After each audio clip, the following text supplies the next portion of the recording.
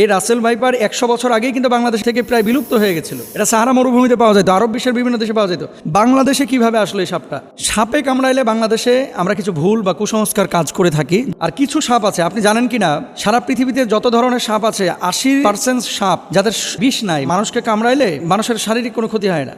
এবং সাপের একটা নেচার আছে, কিন্তু আপনি যতক্ষণ পর্যন্ত তারে খোঁচাখুচি না করবেন ততক্ষণ পর্যন্ত কিন্তু কামড়ায় না। খেয়াল করে দেখেন, ধরেন আপনার পাশ দিয়ে চলে যাচ্ছে, আপনাকে প্রথমে কিন্তু ছবল মারে না, এটা সাপের একটা বৈশিষ্ট্য। কিন্তু এই রাসেল ভাইপার বাংলাদেশে যেটা ছড়িয়ে পড়েছে, সাপের ব্যাপারে কিন্তু হাদিস আছে একাধিক।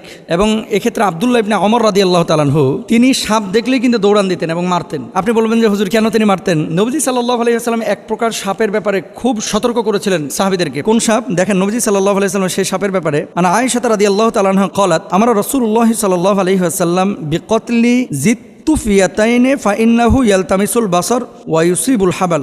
আয়েশা রাদিয়াল্লাহু তাআলা আনহা থেকে বর্ণিত, তিনি বলেন রাসূল আকরাম সাল্লাল্লাহু আলাইহি ওয়াসাল্লাম পিঠে দুটি সাদা রেখা বিশিষ্ট বিষধর সাপ মেরে ফেলার নির্দেশ দিয়েছেন, কারণ তার দৃষ্টিশক্তি কেড়ে নেয় এবং গর্ভস্থ সন্তানের উপরে বিরূপ প্রতিক্রিয়া সৃষ্টি করে। গর্ভে যে সন্তান থাকে, এরকম কোনো মাকে যদি এই সাদা রেখা বিশিষ্ট সাপ দংশন করে, তাহলে সেই সন্তানের উপরে ইফেক্ট করে, মায়ের উপরে ইফেক্ট করে। এটা নবীজি নিজে বলেছেন। কোথায় আছে হাদিসটি? এই হাদিসটি আম্মাজান আয়েশা সিদ্দিকা রাদিয়াল্লাহু তাআলা আনহা থেকে বর্ণিত। আরেকটি হাদিস, ওয়াকালাল আবতারু ওয়াদুত্তুফ ইয়াতাইনে, নবীজি কি বলছেন? লেজ খসে যাওয়া এবং পিঠে দুটি সাদা রেখা বিশিষ্ট সাপ। আব্দুল্লাহ ইবনে ওমর রাদিয়াল্লাহু তাআলা আনহু একটা